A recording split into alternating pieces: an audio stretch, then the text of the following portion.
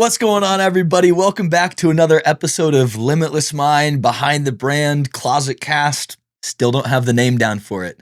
Today we've got a wonderful guest with us, Nina Hill, Nina in nature.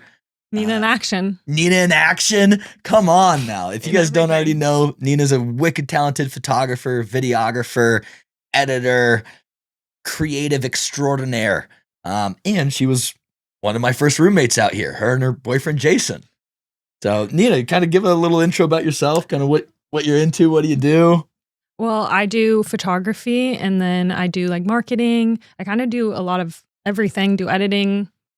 I've literally done every job possible though. Like I've literally worked at a pawn shop, a jewelry shop, a serving shop. Like I am a person of many hats and I can do a lot of different things. And me and Miller kind of met through that too as creatives, and how we kind of became roommates and everything was because you knew Jason and you guys had linked up previously in Iowa. We put a story out. I'll restart for a second because my phone went off. Sorry, guys. But we actually ended up linking up because you knew Jason from doing like creative work in Iowa, and you moved out on a whim. Literally, Miller paid us rent. He paid his portion of rent for like 3 months before he even moved into the apartment with us. I was in a hospital bed. And then this guy shows up in a cast. In a cast, moving all of his shit from in his car. I'm like, what are we doing right now? Yeah. Drove 24 hours straight with my brother. I had busted my leg from my knee down to my ankle.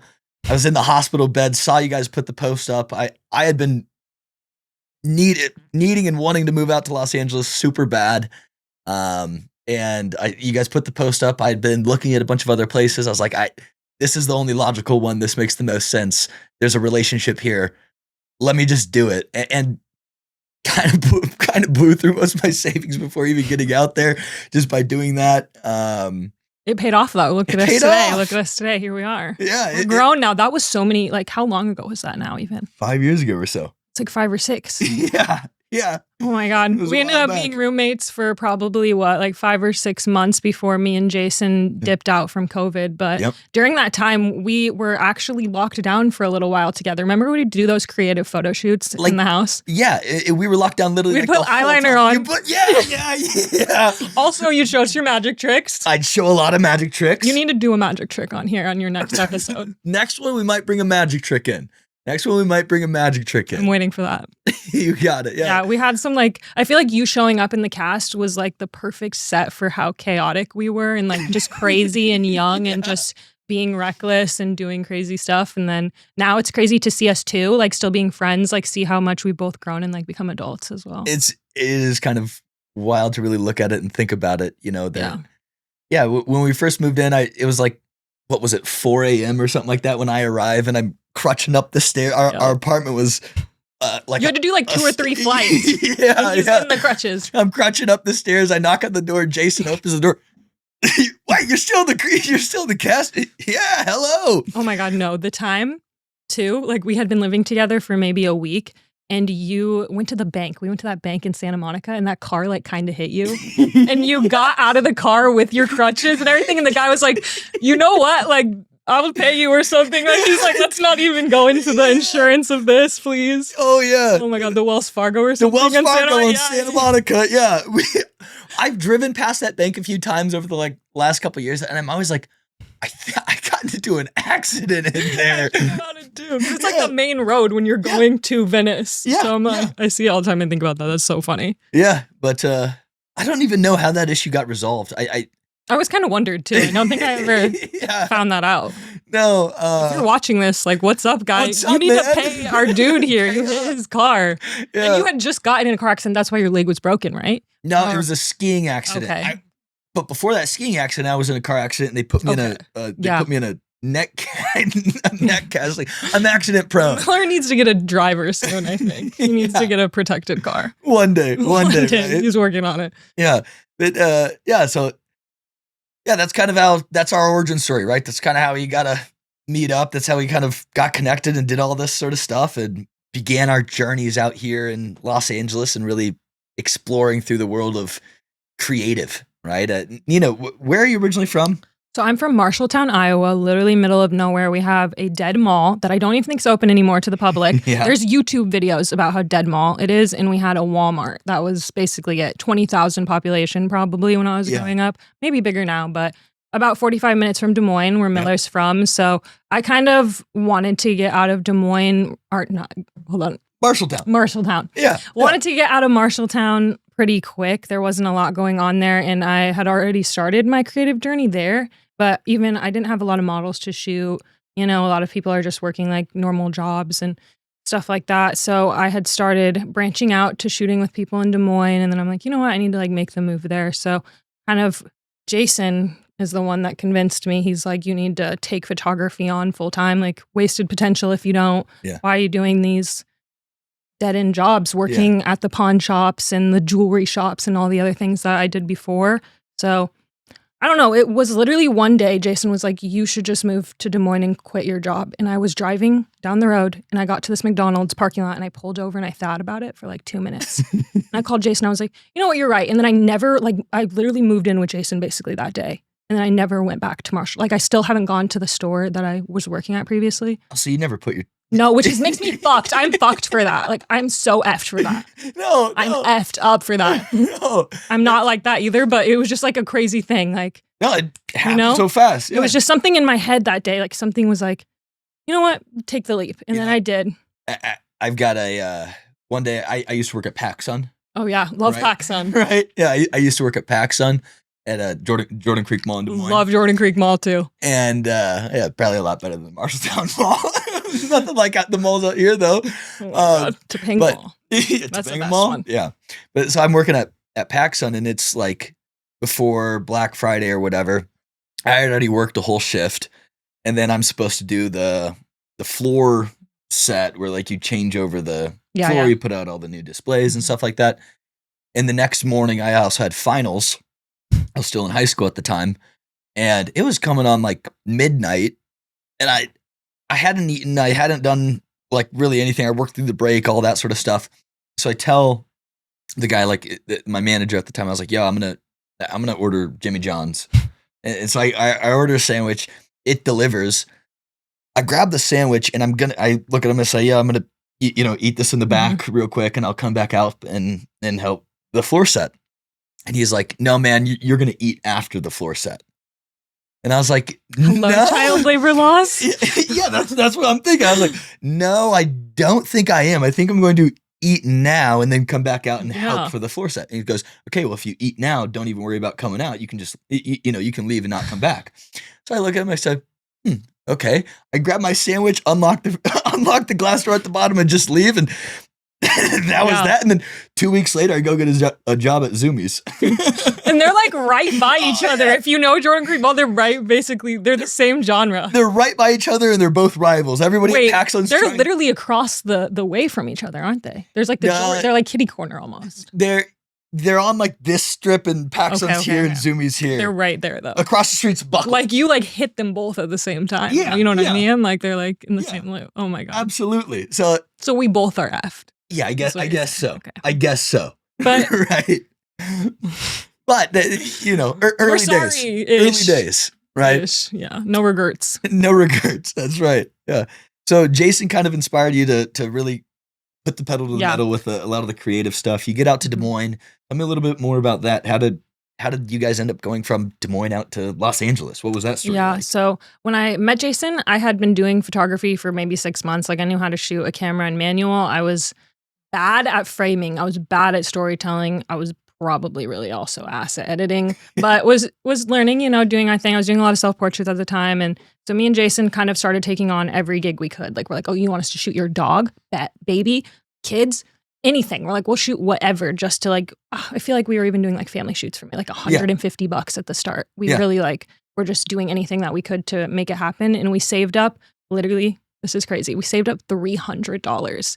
And we cashed in my savings bonds that my grandma had gave me for Christmas and shit as a child. We cashed in everything and we had $300 and like enough gas money. And we packed all of our stuff in my car. My Honda that didn't have brake pads. Do you remember that? I didn't have brake pads. Well, maybe I'd got them changed by the time whatever. Yeah. Didn't have brake pads because I didn't understand brake pads at the time. So we drove, no brake pads, $300, everything we own in my Honda, all the way here from Iowa, 24-hour drive. Don't know how we did that.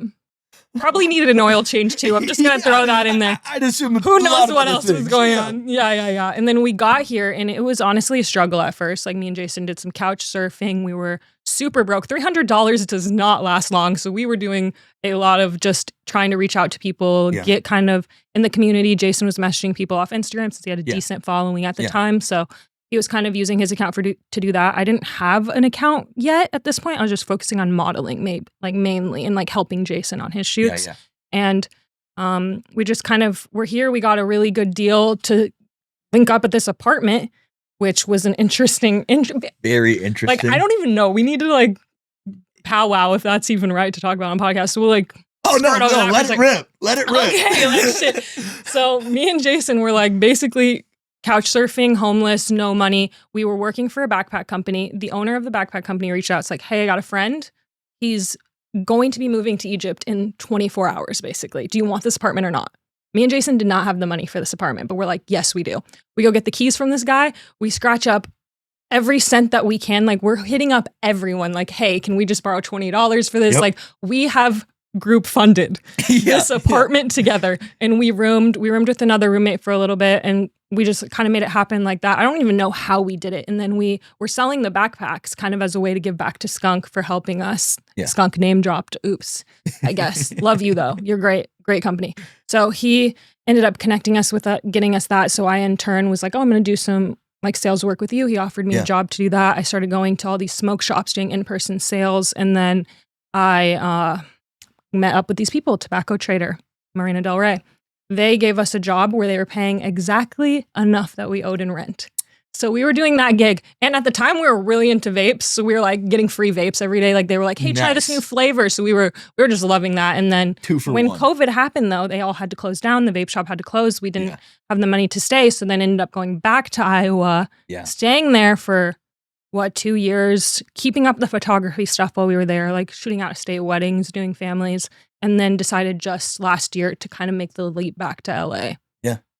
But during that time, the other roommate moved out. Yep. And that's when I came swooping in. Yep. Because we were paying $25. It was like $2,500 each a room. And for Santa Monica, no, it wasn't $2,500 each for a room. Or what was it? No, it had to have been a little cheaper. I couldn't make 20.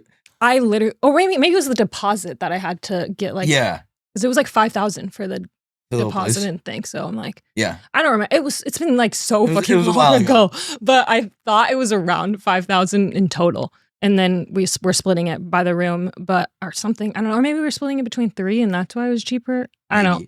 Okay. Maybe. I don't remember. Me and Jason together were paying $2,500 for our room. And when we lost our Tobacco Trader gig that was paying us $2,500 a month exactly, we were like, okay, we can't really do this, I don't think, since everything's closing. They put a fence around the beach. We're like, oh, we'll just go to Iowa. Got a little bit more connections there. Did a lot of work, like a lot of photo work, like family stuff. Yeah. Not really creative stuff that we do when we're here, but got a lot of really cool gigs, did a lot of really cool stuff there, and decided that we felt stable enough to try it out again. And now we're back in action here in the LA. That's right. And during that time that you guys went back to Iowa, that's where I was kind of in a position where I had to do what Jason was doing earlier, right? Where he's DMing everybody, yo. I was in a group chat on Instagram with just like a bunch of brand owners. Mm-hmm. And I had never met any of these people in person or anything, but I was just like, hey, I've got an open room in LA. Can somebody come out and visit me?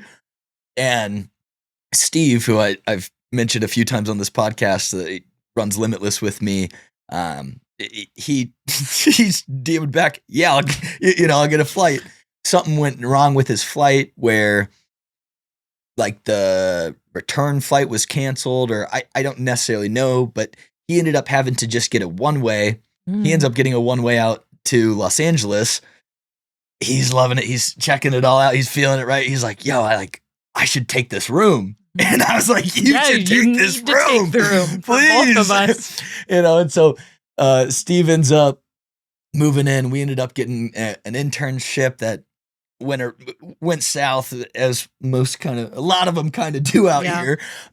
We got the LA runaround for sure, but yeah. So then Steve ends up moving out and taking over your guys' room for that portion of time, and we're just kind of figuring things out, making it work, and then one day we come home and there's an eviction letter on the door.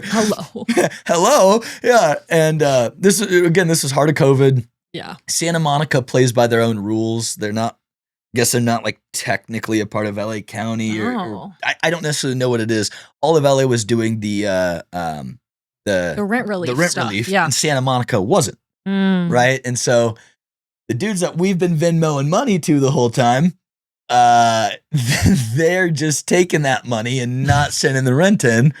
So we didn't really know exactly what to do at this point. We're like, what the heck's going on? Like, we've been paying rent. Why are we getting evicted? Mm-hmm. Come to find out that, they haven't been paying the rent. We got to get out. There's nothing we can do about it. And, long story short, we ended up finding a place kind of East Hollywood, Koreatown area. And we were kind of mentioning this earlier before we were recording, but we to get our money back, right? We ended up just clearing out the whole house of their furniture. It came furnished when we moved the place in. Was furnished. It was subleased, like yeah. So we ended up clearing it out of their furniture and using that to furnish our new place. And we came to visit. Or we did a job or something. And then we were just like, what's Miller up to? We went and we checked out your new place. Me and Jason are getting the grand tour. And we start noticing little things. Like, I'm like, even the fake plants, like they literally took everything. I noticed the fake plants first. I was like, okay. And then we noticed Steve's bed. And I was like, that's me and Jason's old bed. Yeah. And they're like, as turn, they just let us take everything since they kept all of our rent money. Yeah. Anyway, so paid off. Get us. Whatever. They paid for it and giving I don't know. Yeah, whatever. Yeah. Messy situation, weird situation, but a part of the grand scheme of things. That's right. So cool. Thankful for it. Yeah. It's learning lessons and led to more and more opportunities. For sure. Right? So I guess when you first kind of do it throughout all your ventures, what would you say has been one of your kind of coolest or biggest or something that you've been really excited about that you've done? Probably so me and Jason shoot photos for a lot of stock photo websites like Unsplash and Pexels, and a lot of them post like when you go on Canva and you are editing like those photos that come up as options are a lot of photos probably that me and Jason have shot. And I won a competition with them for a photo for a category. Purple was the category in a photo. I had a kid in the backseat of his car with a neon purple and blue light. I submitted that, ended up getting probably like 4 million plus views on it now. And I won a free trip to New York for World Photography Day with Pexels and Canva. So that was cool. Yeah. That's really cool. I remember when we'd be hanging out and just like listening and watching music videos and YouTube videos. And that my face is on the covers.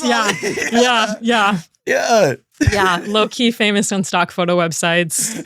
But nobody knows it's me because it's under Jason's page, which is funny. But sometimes they still find me because they'll go to Jason's Instagram and then they'll find me and be like, hey, I drew this photo of you. And I have like a fan art folder because so many people have like done art of me, which is really cool. And then sold it in galleries too, but didn't give me a free piece. You gotta be getting a collection off that. No, they don't. But I'm like, I give my rights away to the photo. So essentially they don't have to give me anything. Right. But still, yeah. Some people are out there profiting on the face. Well, tell us a little bit about where you're at now and kind of just how everything's transcribed to you guys being back out in LA. And, well, we were doing a lot of freelancing and stuff in Iowa, and I was working like my full-time marketing job. Yeah. And my full-time marketing job basically offered to merge the photography into my current position because I was just doing marketing, just like social media, nothing crazy, nothing with photography. And then they hired us for a Halloween gig. They're like, hey, come shoot our models for Halloween. So we went and we shot with them. They really liked us. The models really liked us, just vibed well. So they hired us for a couple more events. Yeah. And then they ended up getting a content house here in LA where they're like, y'all want to come live here? And me and Jason really thought about it. And we're like, you know what? Why not? We're only as young as we are once. So we might as well just go and see what happens. Ever since that day that I turned around in the McDonald's parking lot, me and Jason have said yes to any like opportunity that we think will benefit us in the future and like, absolutely, build connections, good networking, good relationship building and getting to be creative too with more of stability because before freelancing, you have no idea what you're doing, like what you're getting, like your paycheck depends on how many weddings you shot that year and that kind of stuff. So it's nice to have a little bit of security and then still be able to do like what we love, photography. Absolutely. And kind of going on to what, you saying yes in that parking lot, right? Where it's like taking those opportunities and doing those leaps of faith as a creative and just as somebody that's in the space and an entrepreneur and anybody that's trying to chase their dreams, right? You really have to almost lean into you're playing that main character role in a movie, where it's like you can make your life as crazy or as simple and bland as you want it to be, right? And when you're presented with those opportunities, a lot of them might be very fearful and a lot of them might be, oh my gosh, what about this? What about that? Right? And the more that you fear those sort of opportunities and not really look at them as like, oh, this could be the thing that ends up flipping the lever for me. Or you never know. You never know, right? And so leaning into those and taking the risks and making the jumps, right, I think is so important for anybody that's on their own kind of journey of development and all that sort of stuff. I agree. So I applaud you guys for always leaning into that and that's why we're friends, because you do the same thing. Like you came out and you paid rent for months just hoping that you were going to have a nice, decent place to sleep soon. So it's like, you are all flock of the same feather or some shit. Whatever it is. I'm not good with saying just getting feather flock together. There it is. There it is. Yeah. So, expanding on that point, kind of, what advice do you have for aspiring creatives, photographers, anybody that's out there that's running a brand, right? Anything like that. Anybody that's trying to be a go-getter. I think definitely persevering for sure. Like keep on going. There was a lot of times, like I said, me and Jason were couch surfing. We were homeless. We had no brake pads, but you can always get your brake pads replaced. Like you might go through some shitty situations, but in turn, it's worth it. Like you'll have equally as good times and don't be too scared to take risks and to go after it. And then also like being authentic to yourself. Like don't just do something because you see someone else doing it or it's trending or it's popular. Like do something from your heart and your own dreams, Absolutely.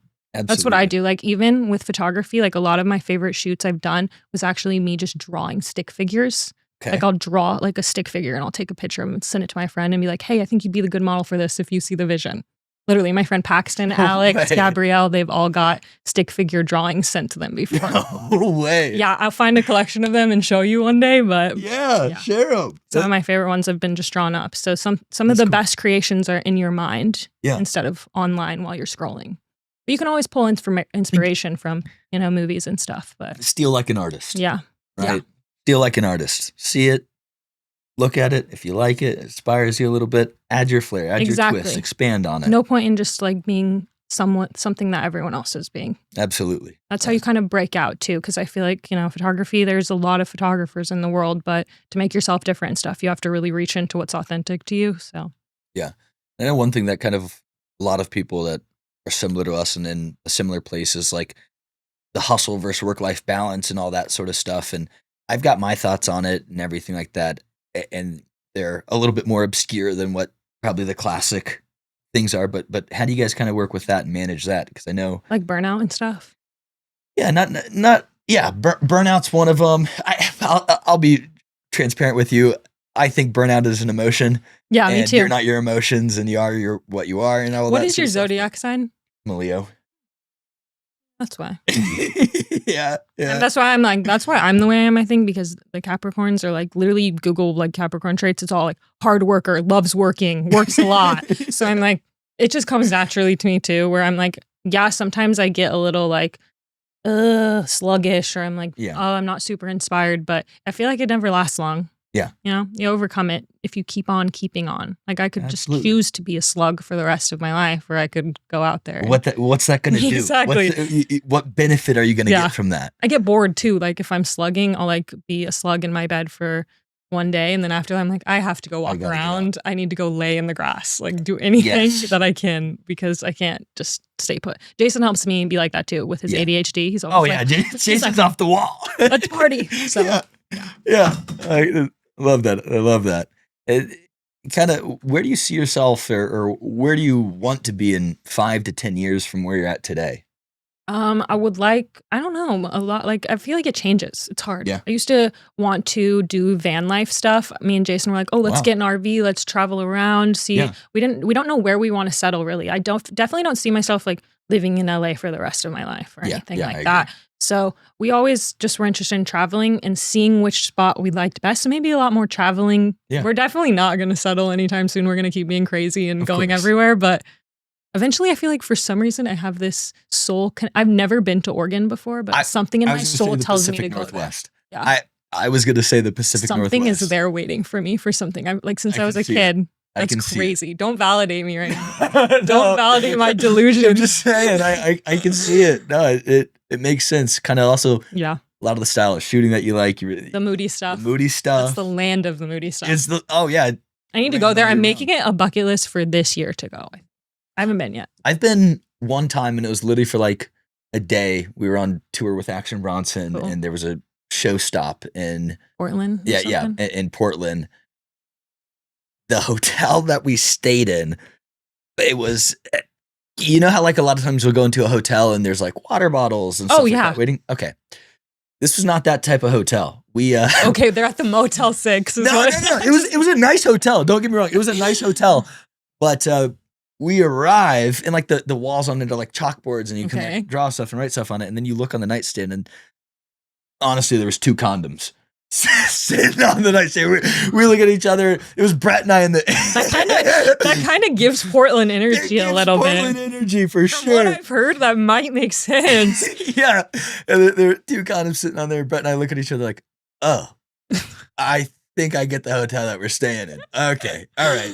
A little awkward. And then we looked it up online, right? And you could get like, with your room, there were like 4 different packages that you could get. There was one that also came with like a whole bunch of like smoking accessories. There was another Okay. one that came with a bunch of like drinking accessories. Another one that came with like other accessories that are in the realm of condoms What? and stuff like that. Yeah, it was wild. It was wild, but Hello? It's like a public bathroom that has the dispenser machines. yeah, Get options. It's a little more upscale than that. yeah, A yeah. little more. Get a room service delivered instead of. That's right. That's right. Yeah, That's no, gnarly. it was a little gnarly, a little weird. I think my vibes are more like Cannon Beach, maybe. Maybe instead of that's Portland. probably better. Yeah, no, I can. I'll I can visit get behind that. Portland, but I'm scared a little. Yeah, now. it was a unique place. Not personally my cup of tea. I don't do well with the rain. So like Yeah. a day like today, not my favorite day. I kind of like it. It's giving twilight. It gives twilight. Yeah, Yeah. I'm more of a sunshine and rainbows type of guy. Yeah. We'll get the That's rainbows tomorrow, hopefully. I hope right? so. I'm Yeah. waiting. Yeah. I'm waiting patiently. Anyway, you got any final words or anything you want to close us out? Any words of? In case we missed it earlier, I just need to publicly thank Miller for introducing me to King Von when we were roommates and driving around smoking 5 gram backwoods. Oh my At the gosh! PCH. Oh my gosh! I didn't put that part in the first time I said that, but for the closer. Yeah, yeah. Yeah, super thankful for all the crazy reckless times and getting to grow together and still being friends to this day through it all and seeing how much more we have to grow. Absolutely. Well, thank you, Nina. We appreciate you. Great Thanks for times. having me. Yeah. Bye.